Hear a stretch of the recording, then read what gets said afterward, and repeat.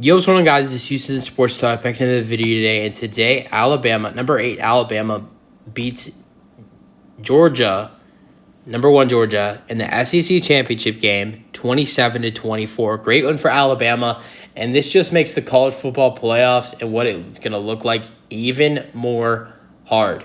I mean, Texas just won the Big 12 championship game. Where do they fit in? You think they have to be in?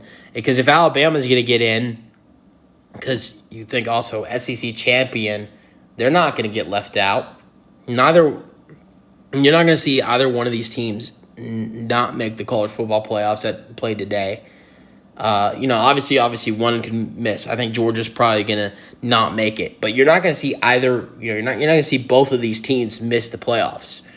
So if Alabama gets in, which I think they will, and if Alabama gets in, you cannot leave out Texas. Speaking of which, that Texas beat Alabama in a head-to-head matchup, which this committee does definitely look at head-to-head matchup a lot, and you've seen them do it in the past.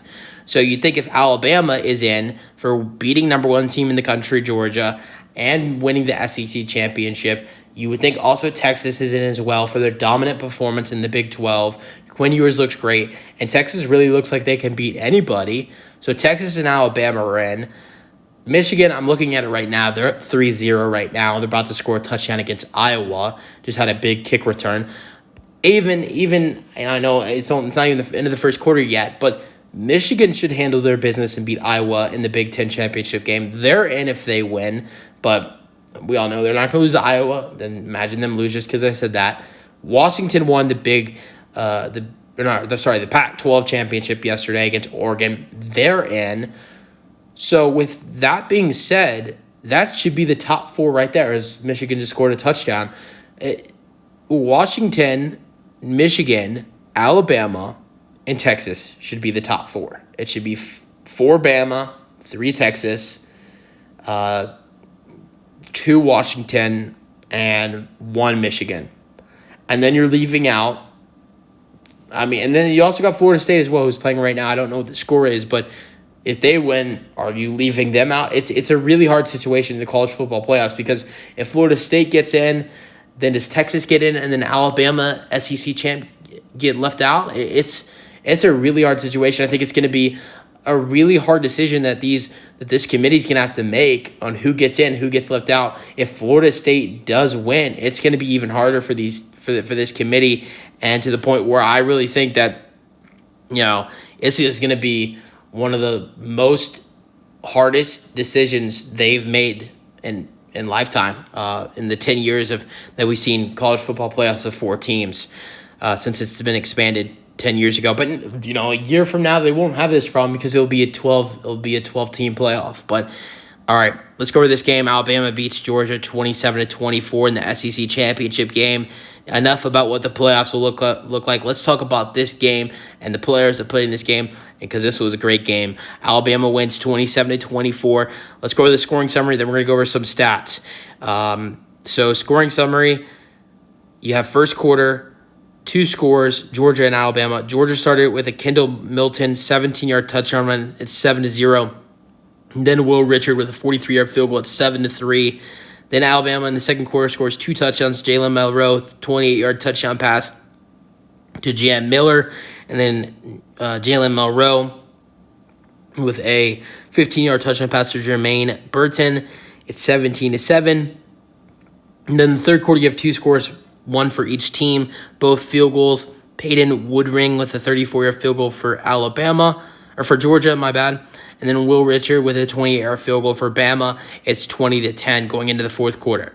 3 scores, 2 for Georgia, 1 for Alabama in the fourth quarter. They're all 1-yard touchdown runs. Carson Beck, quarterback, with a 1-yard touchdown run. It's 20-17.